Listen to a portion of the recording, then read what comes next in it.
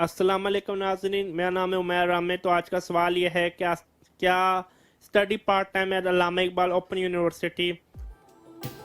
तो सवाल तो काफ़ी अच्छा है।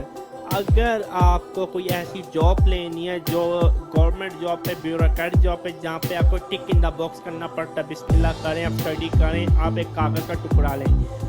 अदर देन दैट मैं रेकमेंड नहीं करूँगा, कोई भी यूनिवर्सिटी रेकमेंड नहीं करूँगा पार्ट टाइम स्टडी करें या तो फुल टाइम स्टडी करें। यूनिवर्सिटी आप उस वक्त जाएं अगर आपने कोई हुनर का काम सीखना है, कोई ट्रेड स्किल सीखनी, हाथों का काम सीखना है।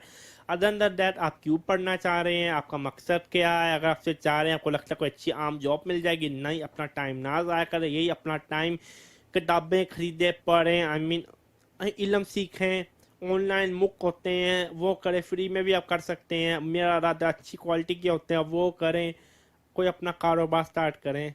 अदर अल्लामा इकबाल ओपन यूनिवर्सिटी काफ़ी अच्छी यूनिवर्सिटी, मेरा इसके कोई मसला नहीं, अल्हम्दुलिल्लाह इस अ गुड यूनिवर्सिटी। मुझे उम्मीद है आपको सवाल का जवाब समझ आया होगा। आज के लिए इतना ही, दुआ में याद रखें।